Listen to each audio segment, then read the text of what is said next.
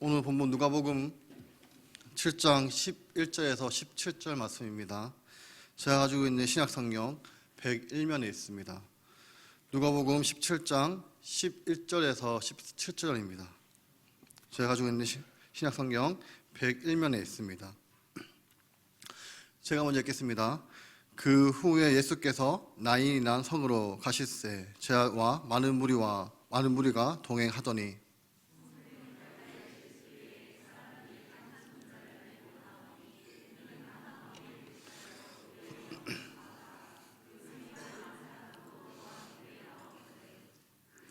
주께서 가부를 보시고 불쌍히 여기사 울지 말라 하시고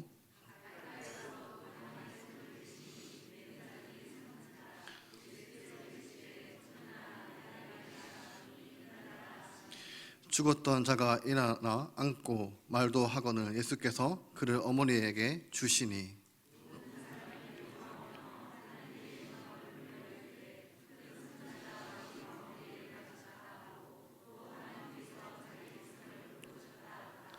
함께 읽겠습니다.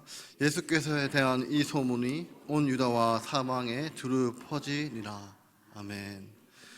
여러분, 오늘 본문의 11절을 보시면 그 후에는 저번주에 살펴본 1절에서 10절까지로 가버나움에서 로마 백부장이었던 이방인이었던 사랑하는 종이 병들어 죽게 되었을 때 그가 유대 장로와 벗들을 통해서 요청을 합니다.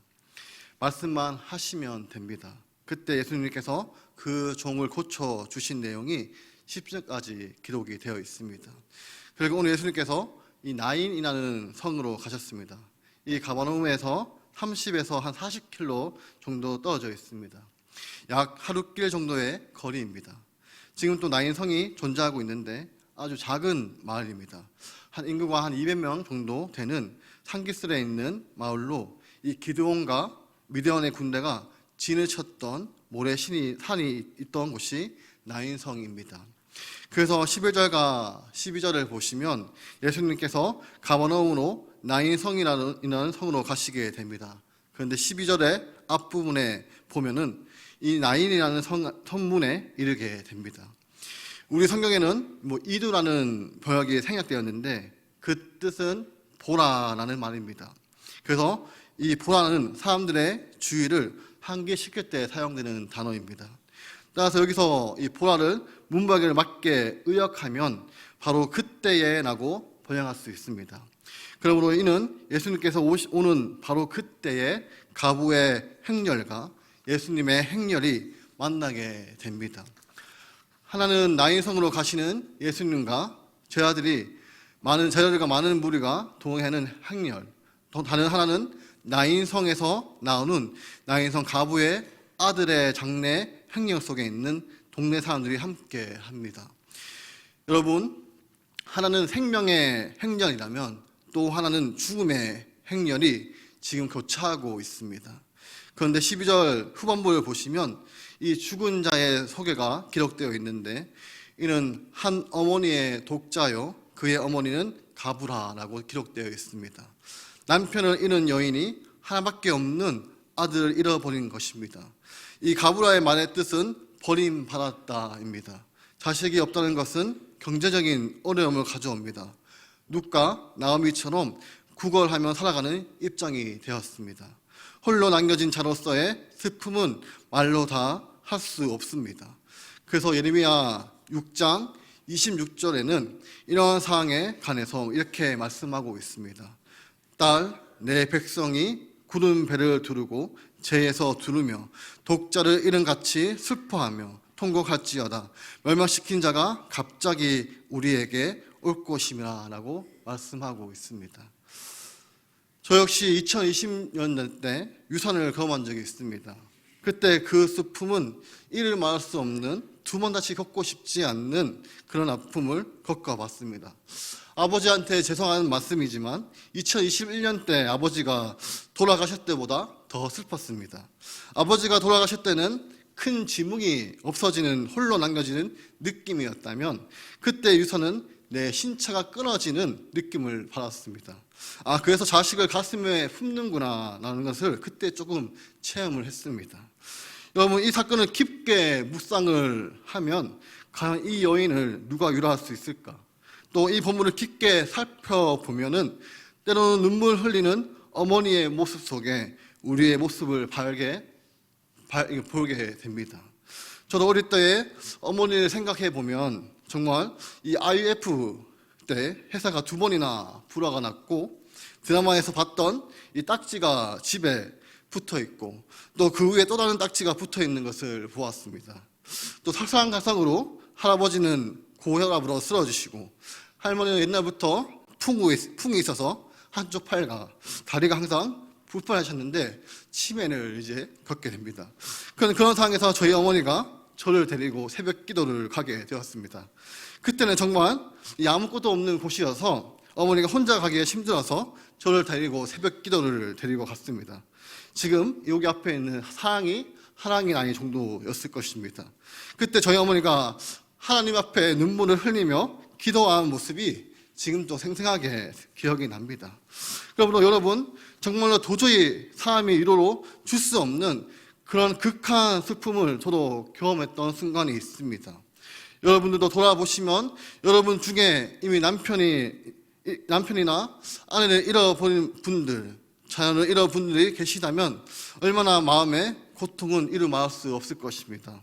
이처럼 죽음은 인간을 철저히 무능력하게 만듭니다. 여러분, 누구도 도와줄 수 없는 슬픔이 우리의 삶에 사로잡았던 순간들이 있을 것입니다. 이것이 오늘 나오는 본문의 사건입니다. 그런데 이 여인에 대해서 예수님이 어떻게 대하셨나? 13절을 보시면 주님께서 가부를 보셨습니다. 여러분, 지금까지 누가는 예수님에 대해서 기록할 때에 예수님께서 아니면 그가 3인칭으로 그분이 이렇게 사용을 했습니다. 그런데 누가가 지금 주님을 큐리오스 호칭을 직접 사용한 것은 오늘 본문에서는 처음입니다. 예수님이라고 하지 않고 그분이라고 하지 않고 주께서 이렇게 예수님을 기록하였습니다. 그래서 학자들은 측측하기를 오늘 죽은 자를 살리신 사건, 이 사건이 예수님의 초기 사역에 어쩌면 절정에 해당하기 때문에 예수님이라 하지 않고 주께서라고 사용했을 것이라고 말하고 있습니다. 오늘 예수님께서 인간의 가장 근본적인 문제의 죽음까지도 다스리는 주인이심을 선포하는 의미입니다. 그래서 주님은 어떻게 하셨나? 가부를 직접 눈을 보시고 불쌍히 여기는 마음을 가지셨습니다.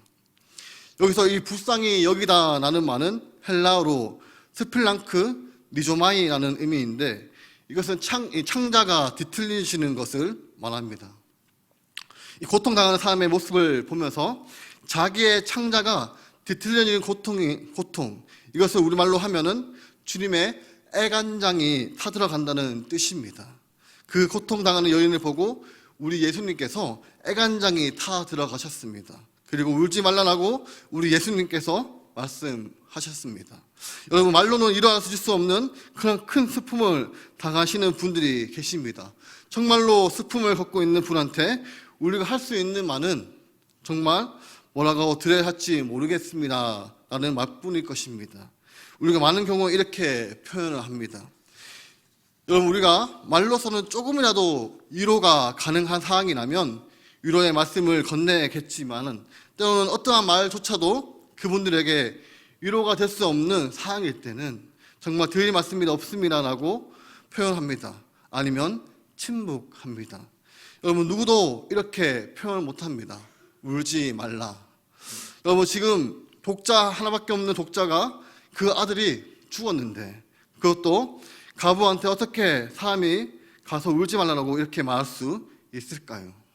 이렇게 이야기를 하면 욕을 먹든지 심하면 한 대 맞을 수가 있습니다. 그런데 예수님께서 이렇게 말씀을 하셨습니다.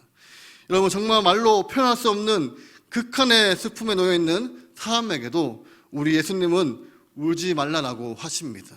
14절을 보시면 그렇게 말씀하시고 행동으로 보이십니다.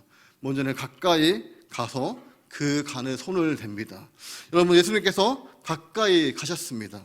그런데 이때까지 사건을 생각해 보시면 이전에 질병으로 고통당하는 사람들을 도우실 때, 또 그들에게 가까이 가실 때에, 즉 당사자나 그들이 사랑했던 사람들이 예수님께 가까이 나왔을 때, 믿음으로 요청했을 때에 그들이 믿음을 가지고 자기가 직접 가거나 사랑하는 사람들이 믿음으로 나아왔을 때, 그때 예수님께서 그들의 믿음을 보시고 가까이 가셨습니다.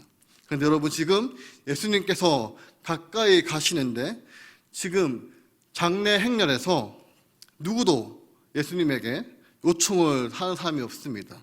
아무도 도와달라고 요청하지 않습니다.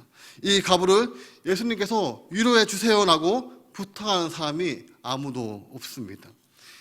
예수님도 한 어머니의 아들이었습니다. 시므온은 예수님의 어머니 마리아에게 칼이 네 마음에 찌른 듯 하리라라고 예언했습니다. 예수님은 아들을 잃은 어머니의 심정을 너무나도 잘 알고 계셨을 것입니다. 그래서 우리 예수님께서 친히 가까이 가셨습니다. 그 여인에 대한 애간장이 타들어가는 마음 때문에 누구도 요청하지 않았지만 예수님께서 가까이 가셨습니다. 그리고 그 간에 손을 대셨습니다. 우리가 봤을 때는 이것은 별 문제가 되지 않습니다. 우리도 운구를 할 때도 또 간에 손을 댈 때가 있기 때문입니다. 하지만 그 당시 유대인의 입장을 보자면 깜짝 놀란 일입니다. 왜냐하면 내기에서 죽은 사람과 조촉하면은 나는 부정한 사람이 되기 때문입니다. 그래서 일정 기간 동안 하나님으로부터 또 사람으로부터 격리를 당해야 합니다. 그런데 예수님께서 지금 하나님께서 내기의 정결 예식을 통해서 금하셨던 행동을 행하고 계시고 있습니다. 아무것도 개의치 않고 계십니다. 마치 그 부정을 개의치 않는 모습으로 간에 손을 대시고 있습니다. 그때 어떠한 일이 일어났습니까? 맨 자들이 서게 됩니다. 여러분, 지금 죽음의 행렬이 서게 되었습니다. 여러분, 예수님께서 가까이 가셔서 그 간에 손을 대시니 죽음의 행렬이 멈추게 되었습니다. 그리고 예수님께서 말씀하십니다. 청년아, 내가 너에게 말한다. 일어나라. 우리 예수님께서 지금 죽은 청년한테 말씀으로 일어나라고 하십니다. 마치 살아있는 사람한테 말하는 것처럼 청년아, 내가 말한다. 일어나라. 이렇게 예수님께서 말씀하셨습니다. 이때 15절을 보시면 죽었던 자가 일어나 앉고 말도 하였습니다. 한 마리도 그가 살아나셨습니다. 여러분, 우리 예수님께서 죽은 청년에게 내가 너에게 말하는데 일어나라고 말씀하셨을 때 죽었던 자가 살아나게 되었습니다. 여러분, 예수님의 말씀에는 사람을 살리는 능력과 권세가 있습니다. 예수님께서 이 세상을 창조하실 때에 어떻게 하셨나요? 어른과 혼돈과 무질서가 가득하고 아무것도 없는 이 세상을 향해서 말씀하셨을 때에 어둠과 혼돈이 가득한 곳에 빛이 생기게 되었습니다. 그리고 무질서한 가운데 질서가 서게 되었습니다. 아무것도 없는 세상에서 생명의 말씀으로 가득 차게 되었습니다.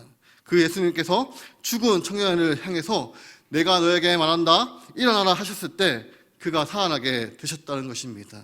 여러분, 우리 주님께서 우리들에게 놀라운 치유와 구원의 은혜를 베풀어 주실 때 예수님이 사용했던 주된 방식은 말씀입니다. 우리 예수님이 살아계신 분이시기 때문입니다. 그런데 여러분, 소위 다른 종교 우상들은 많이 없습니다. 그래서 기독교와 다른 종교의 차이점은 그들의 신은 말이 없습니다. 하지만 우리 하나님은 살아계시기 때문에 하늘에 계시지만 지금 또 우리들에게 말씀을 주십니다. 십자가의 대속으로 죽으셨던 이 예수님께서 부활하고 지금 또 살아계심을 거부할 수 없는 순간이 언제인가? 예수님 입에서 나를 향해서 말씀이 주어졌을 때 우리는 믿게 된다는 것입니다. 이제 15절의 후반절을 보시면 예수님께서 그를 어머니에게 돌려주십니다. 여러분, 죽었던 이 청년, 죽음에게 빼앗겼던 그 아들을 예수님께서 어머니에게 돌려주셨습니다. 어떤 주석가는 이것을 이렇게 표현해야 했습니다. 이 장례 행렬을 하나님께서 거리의 축제로 만들어 주셨다. 여러분 한번 상상을 한번 해보시기 바랍니다. 예수님의 수많은 행렬과 그리고 그 가부의 아들 죽어서 위부를 많은 동네 사람들이 만나게 되었습니다. 그런데 예수님께서 말씀으로 죽은 청년을 살리셨습니다. 그럼 그 장소가 축제 장소가 되지 않았을까요? 슬픔이 변화해서 기쁨이 되었을 것입니다. 그러므로 여러분, 울고 있는 세상, 그렇지만 교회의 머리 되시는 우리 예수님은 그 슬픔 당하는 여인을 외면하지 않으시고 보셨습니다. 그리고 그녀를 불쌍히 여기셨습니다. 그것도 예수님의 애간장이 타들어가신 만큼 그녀를 불쌍히 여겼습니다. 그리고 울지 말라라고 위로하시고 가까이 가셔서 죽음의 행렬을 멈추게 하시고 말씀으로 죽은 자를 살리셨습니다. 그래서 그 여인의 슬픔을 기쁨으로 바뀌게 하셨습니다. 여러분, 우리 교회의 머리 되시고 우리 구미동부교회를 세우시고 지키시고 인도하신 예수님은 바로 이와 같은 분이심을 믿으시기를 소망합니다. 이제 16절과 17절은 반응이 나오는데 먼저 16절을 보시면 모르는 사람이 두려워하며 하나님께 영광을 돌리게 됩니다. 여러분, 모든 사람이 두려워하게 됩니다. 하나님이 일하시면 나타나는 반응입니다. 사람들을 두려워하게 됩니다. 살아계신 하나님을 이 거룩한 경외감을 갖게 된다는 것입니다. 그리고 하나님께 영광을 돌립니다. 그리고 그들이 보였던 두 가지를 소개하는데 첫 번째는 큰 선지자가 우리 가운데 일어나셨다라고 하는 것입니다. 열왕기상 17장 17절에서 23절을 보시면 오늘 본문에 예수님처럼 죽었던 자를 살렸던 놀라운 선지자가 나오는데 바로 엘리야입니다. 엘리야가 23절에서 그 아이를 안고 다락에서 방으로 내려가서 그 어머니에게 주게 됩니다. 그리고 네 아들이 살아났다. 이것이 무슨 내용인가 하면은 이 본문에 나오는 여인은 사르밧 여인입니다. 아합의 악 때문에 하나님께서 흉년을 내리시고 그래서 결국 그 흉년 가운데 엘리야를 하나님께서 시온 땅에 있는 사르밧 가부에게 보냅니다. 그래서 그 가부에게 먹을 가루를 달라고 이야기를 합니다. 마지막 남은 가루와 기름을 떡을 만들어서 나한테 먼저 주고 나중에 먹으라고 이야기를 합니다. 그 말을 듣고 여인은 순종하게 됩니다. 그때 가루와 기름이 떨어지지 않는 기적을 경험했던 여인이 사르밧 가부입니다. 그 사르밧 가부에게 오늘 본문 같은 그 아들이 죽게 됩니다. 그 이야기를 엘리야에게 했을 때 그 아이를 위해서 하나님의 앞에 간절하게 기도했었을 때 아이가 살아났습니다. 그리고 또 한 가지 사건은 열왕기야 4장 32절을 보시면 엘리사가 나옵니다. 집에 들어가 보니까 아이가 죽었는데 이 아이가 누구냐면 엘리야를 가장 물신양면으로 도와주었고 또 자기의 집에 다락방에 선교의 기지로 삼아주었던 수넴 여인이었습니다. 그런데 그 여인에게 아이가 없었습니다. 그때 하나님께서 엘리야를 통해서 자녀가 없는 그 가정에 아들이 나는 놀라운 선물을 기적적으로 주셨습니다.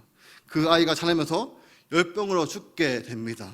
그때 수넴 여인이 그 죽은 아들을 엘리사의 침상 위에 올려놓고 엘리사를 부릅니다. 그래서 엘리사가 그 아이를 살려주게 됩니다.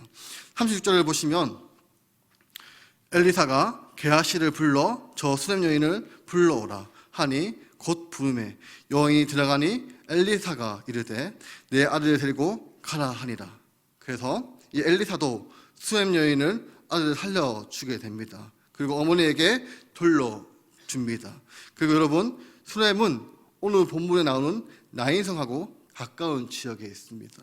그래서 사람들이 큰 선지자가 우리 가운데 세우셨다. 마치 엘리사처럼 죽은 아들을 살려서 어머니에게 돌려주셨던 그 위대한 선지자가 우리 가운데 일어났다라고 그들이 하나님을 찬양하고 있다는 것입니다. 그리고 이제 두 번째는 또 하나님께서 자기 백성을 돌보셨다는 것입니다. 여기서 돌보셨다는 말은 도우시기 위해서 오셨다는 것입니다. 그래서 우리를 돕기 위해서 오셨다는 것입니다. 그런데 여기서 사용되는 헬라어 동사가 에피스캡티어라는 동사인데, 이것은 하나님께서 자기의 언약의 백성을 돌아보시고 친히 방문하시는 것으로 독특한 단어입니다. 그래서 그 사람들이 이렇게 고백을 합니다. 하나님께서 자기의 백성을 돕기 위해서 방문하셨다라고 그 사람들이 고백하게 됩니다. 여러분, 이 단어는 구약에 깊은 뿌리를 두고 있습니다. 구약에서 하나님의 놀라운 구원의 역사는 하나님께서 자기의 백성을 돌아보실 때 일어납니다. 도우시기 위해서 찾아오실 때에 하나님의 놀라운 구원의 역사가 일어나게 된다는 것입니다. 그런데 구약에서는 공고라는 단어를 사용합니다. 그래서 창세기 21장에서 사라를 공고할 때에 바로 죽은 태와 같은 여인이 이삭이라는 아들을 낳게 됩니다. 그리고 룻기에 하나님께서 룻을 공고했을 때에 절망으로 가득했던 그의 인생에 새로운 역사가 가득 차게 되었습니다. 또 사무엘상 2장에서 하나님께서 한나를 공고하실 때에 아이를 낳을 수 없었던 여인이 아들을 낳게 되었습니다. 그리고 애굽의 지배 아래에서 고통당하고 있던 하나님의 백성, 이 하나님의 백성들을 하나님께서 돌보시고 공고하실 때에 그들에게 놀라운 출애굽 역사가 펼쳐지게 되었습니다. 그러므로 성도 여러분, 하나님의 구원의 역사는 하나님께서 우리에게, 나에게 돕기 위해서 찾아오실 때 일어나게 됩니다. 우리 누가복음 1장 68절을 보시면 이것은 스가랴의 찬송입니다. 새 요한의 아버지였던 스가랴가 천사를 통해 주신 말씀을 믿지 못하다가 이름을 정할 때 그때 간습이 아니라 천사가 준 말씀을 서판으로 요한이라고 이름을 썼을 때 혀가 풀리고 그가 말하게 됩니다. 그때 하나님을 찬송하는데 그 찬송의 시작과 끝에 보시면 돌보사라는 단어가 등장합니다. 함께 보겠습니다. 68절입니다. 창송하리로다 주 이스라엘 하나님이여 그 백성을 돌보사 속량하시며. 여러분, 이 요한의 출생으로 하나님은 자기의 백성을 돌보시는 일을 시작하였습니다. 68절에 보시면 이 찬양의 끝이 이렇게 끝납니다. 우리 하나님의 긍휼로 인함이라 이로써 돋는 해가 위로부터 우리에게 임하여. 여러분, 우리 성경에는 임하여라고 번역되어 있지만 같은 단어입니다. 그래서 이는 우리 하나님의 긍휼로 인하여 이로써 돋는 해가 위로부터 우리를 돕기 위해서 찾아오셨다라는 것입니다. 여러분, 앞으로 요한을 통해서 그리고 예수님을 통해서 펼쳐진 하나님의 놀라운 구원의 역사는 한마디로 요약을 하면 하나님이 우리를 돌보셨다는 것입니다. 우리를 돕기 위해서 오셨다는 것입니다. 그래서 이 놀라운 구원의 역사가 일어나게 되었다는 것입니다. 이제 마지막 17절 보시면 이렇게 하나님께 영광을 돌리고 예수님에 대한 소문이 온 유다와 사방에 두루 퍼지게 됩니다. 여러분, 오늘 말씀을 통해서 하나님이 우리에게 주시는 교훈은 우리가 살고 있는 이 세상은 울고 있습니다. 성도들이 당사자가 될 수 있고 성도님들의 사랑하는 사람들이 될 수 있고 아니면 우리들의 이웃들이 지금 뉴스를 통해서 수많은 사건, 사고 속에서 지금 울고 있습니다. 오늘 우리에게 주신 하나님의 분명한 말씀은 백성의 눈물을 닦아줄 수 있는 분은 예수님밖에 없다는 것입니다. 사랑하는 성도 여러분, 백성의 눈물을 닦아줄 수 있는 분은, 나의 눈물을 닦아줄 수 있는 분은 우리 예수님밖에 없습니다. 예수님의 사랑과 능력만이 우리들의 눈물을 닦아줄 수 있습니다. 그럼 이제 우리는 어떻게 해야 할까요? 우리의 눈물을 닦아줄 수 있는 분은 하나님께서 예수님을 세우셨고 이 예수님을 통해서 하나님은 우리를 돕기 위해서 지금 또 찾아오고 계십니다. 그렇다면 우리는 어떻게 해야 할까요? 앱을 통해서, 금요 기도를 통해서, 새벽 기도를 통해서 여러분이 가지고 있는 눈물을 우리 예수님께 쏟아 부어야 합니다. 우리의 눈물을 예수님께 쏟아 부으면 그분은 반드시 이 가부에게 주셨던 말씀처럼 울지 말아라고 하실 것입니다. 그리고 닦아 주실 것입니다. 이 은혜가 성도 여러분의 삶 가운데 넘쳐나기를 원합니다. 그리고 또 한 가지, 여러분 이런 은혜를 맛보았다면 이제 예수님의 심정을 가지고 사랑하는 사람들, 또 우리의 가족들, 또 믿음의 가족들이 할 수 있는 우리 성도들이 될 수 있을 것입니다. 바로 울고 있는 그분들에게 눈물을 닦아줄 수 있는 주님의 손과 발이 되시는 우리 성도님들이 되셔야 합니다. 또 눈물을 흘리지만 아직도 예수님을 알지 못하는 많은 분들이 있습니다. 여러분, 가장 큰 사랑의 표현은 그들에게 예수님을 소개하는 것입니다. 그것이 가장 큰 사랑의 표현입니다. 여러분, 우리 주변에 사랑하는 사람들이 예수님을 알지 못하는 사람들에게 눈물을 닦아주기 위해서 많이 노력을 합니다. 하지만 우리들의 손과 발에는 한계가 있습니다. 우리의 현실을 가지고는 그 눈물을 다 닦아줄 수가 없습니다. 하지만 언제 그분에게 눈물을 닦아줄 수 있느냐? 그분이 예수님을 만나고 믿게 되었을 때 주님만을 그들의 눈물을 닦아줄 수 있다는 것입니다. 여러분, 우리들의 눈물을 닦아줄 수 있는 분은 예수님밖에 없습니다. 우리가 가지고 있는 돈이, 우리가 가지고 있는 능력이, 우리가 믿고 있는 사람들이 나의 힘과 능력으로는 나의 눈물을 닦아줄 수 없습니다. 이것은 불가능합니다. 그러므로 성도 여러분, 이 예수님을 사랑을 경험하고 예수님의 심정을 가지고 눈물을 흘리고 있는 사람들에게 예수님의 이름을 닦아주고 그 마음에 예수 그리스도를 심어주셔서 이 구미 지역에 다시 한번 예수님에 대한 소문이 퍼져나가기를, 그래서 이 구미 지역에 거룩한 도시, 생명의 도시를 세워갈 수 있는 우리 성도님들이 되시기를 소망합니다. 기도하겠습니다. 하나님 아버지, 감사합니다. 오늘 우리에게 주시는 우리의 눈물을 예수님께 쏟아 부으면 그분은 반드시 이 가부에게 주신 말씀처럼 울지 말라고 우리의 눈물을 닦아 주십니다. 하나님께서 분명하게 오늘 우리에게 말씀해 주셨습니다. 오늘 이 시간 이 은혜가 저와 모든 성도님에게 임하게 넘치게 흘러가게 하옵소서. 그리고 이런 은혜를 맛보았다면 이제 예수님의 심정을 가지고 사랑하는 사람들에게, 가족들에게, 그리고 믿음의 가족들에게, 우리 성도들에게, 바로 울고 있는 그분들에게 눈물을 닦아줄 수 있는 주님의 손과 발이 되는 우리 성도님이 되게 하옵소서. 또 눈물을 흘리지만 아직도 예수님을 알지 못하는 사람들에게 우리가 만난 이 예수님을 소개하게 하옵소서. 그래서 그분들의 마음에 예수 그리스도가 힘어져서 예수님으로 위로받고 나아오게 하셔서 우리 이 구미 지역에 예수님의 소문이 풍성하게 흘러지게 하셔서 거룩한 도시, 생명의 도시가 되게 하옵소서. 예수님의 이름으로 기도드립니다. 아멘. 이제는 주 예수 그리스도의 은혜와 하나님의 사랑하심과 성령님의 교통하심이 우리의 눈물을 닦아주시고 예수님의 사랑과 은혜를 경험해서 주문을 울고 있는 사람들에게 예수 그리스도 심어주는 예수의 증인으로 살아가는 우리 구미동부교회 성도 위에 영원토록 함께 있을지어다. 아멘.